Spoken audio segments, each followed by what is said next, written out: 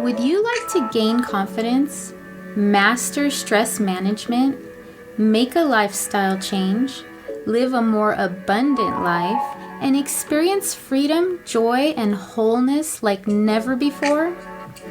In this podcast, I am going to share with you practical tools which can empower you to achieve all of this and more. My name is Jessica Santiago, and I am a certified health and life coach specializing in mental fitness. I am dedicated to empowering my clients to lead balanced and authentic lives while turning their dreams into realities. If you would like personalized support or just have questions, feel free to visit my website, jessicasantia.com. That's JESSICASANTIA.com. Now let's dive in. Welcome to episode 2 of A Path to Mental Fitness.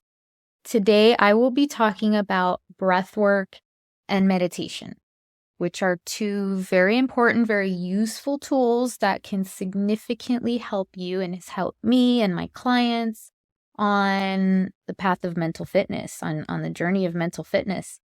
First, though, I would like to mention that it's very important for us to have a calm nervous system.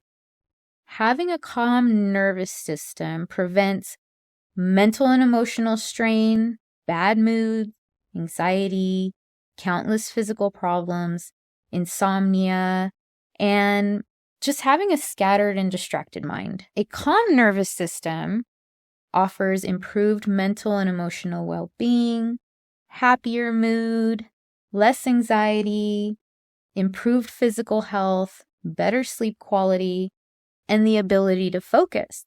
These are all really important things. And so that's where breathwork comes in, because breathwork controls the nervous system.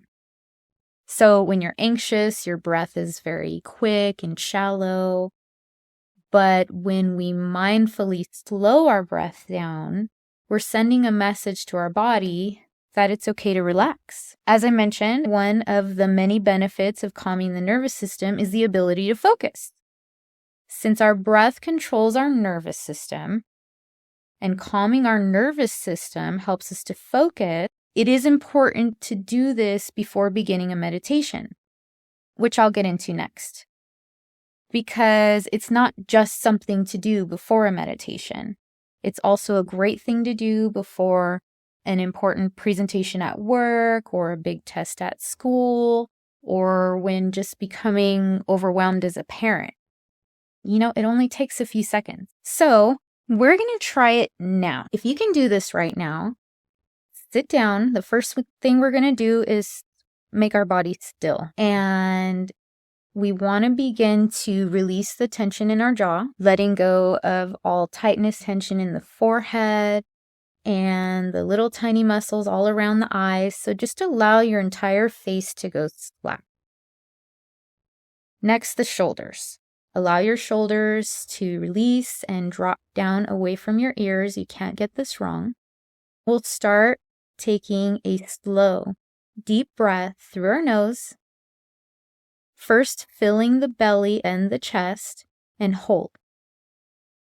Then release that breath through your mouth, making the exhale just slightly longer than the inhale. You can do this a couple times if needed. It always feels so good. Next, we'll go ahead and talk about meditation. In episode 1, I talked a little bit about how our thoughts make us sick, but they can also make us well. Meditation makes it possible for us to see and regulate the negative thought loops that we play in our minds on repeat every day. These thoughts not only make us sick, but they also keep us stuck in the past, right? Unable to move toward the person we truly want to be. So what happens is our interactions with people and our decisions all end up being controlled by the thoughts and feelings of the past rather than the future that we dream of. Because when we think a thought, our brains produce chemicals that make our bodies feel the way we're thinking. So our body ends up craving these chemicals And we will remember something that hurt us in our past or make a situation in the present into the same situation from the past in order to provide that rush that our bodies have been conditioned to receiving. Meditation has helped myself and my clients get out of this loop. And I cannot tell you how liberating, how freeing, and how amazing this experience has been. I do understand if you're thinking, my mind is just too active, I can't quiet it down, because I've been there. But just like any muscle, our minds can be trained. They've been used to the overthinking and ruminating for so long that it takes some patience and effort to build the muscle, but you're worth it. Your happiness is worth it. Your health is worth it. Meditation can be awkward if you've never done it before, but every time you do it, it becomes more and more enjoyable until you look forward to it every day. The goal is to make it a daily habit. It's really just the practice of focusing your attention. It's not about stopping your thoughts. That's where we get discouraged. But stopping your thoughts, completely quieting your mind is really not the goal. It's about learning to observe what you're thinking without getting caught up in that thought and allowing it to run away with you, and then just letting it go. Remember, we get what we think about most, whether we want it or not. So it's important to be conscious of what we're thinking about. When I found myself suffering horrible daily migraines, I knew I needed to get a handle on my stress levels, which of course were being created by my daily thought life. It really shows up in all of us differently, but as we know, our thoughts do make us sick. It also helps to meditate first thing in the morning because it stops you from hitting the ground running. That was a huge thing for me. How important it was to nurture our minds after waking up, because that immediate stress affects the rest of our day. If we wake up and grab our phone and look at our messages and social media first, we're being conditioned to feeling that rush and the stress, waking up really quickly and feeling, okay, go, go, go. So before checking the emails, try doing your breath work and meditation first. When we start doing these two practices daily, we heal our mind and our body. And we know this because we begin to notice that we're a lot more happy than we used to be. Our relationships are a lot better. We find out who we truly are and what we truly want. We have more energy and patience. We just handle stresses in life a lot better than before. Once we release the chains of our past and our limiting beliefs about who we are, we end up meeting our true authentic selves. This allows us to discover our passion and our purpose that may have been filtered out through the pain and trauma that we've been holding on to.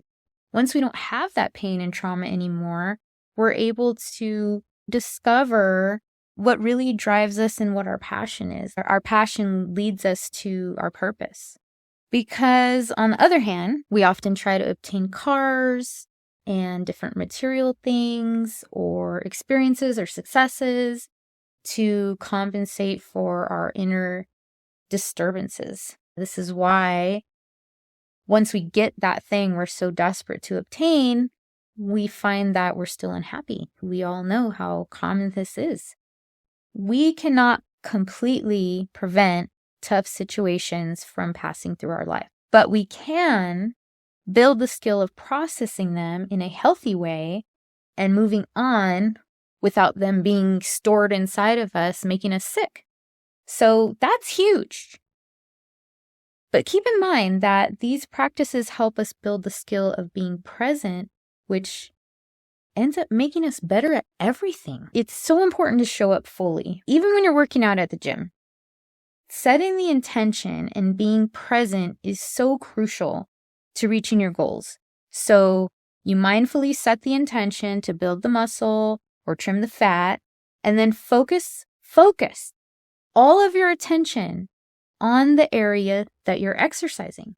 If you're on the phone or distracted by stressful thoughts, you're really not getting the most out of your time and effort. And this is another way that we truly limit ourselves. Small changes every day equal big changes in your life. Breathwork and meditation can help you heal from the inside out and make you better at everything.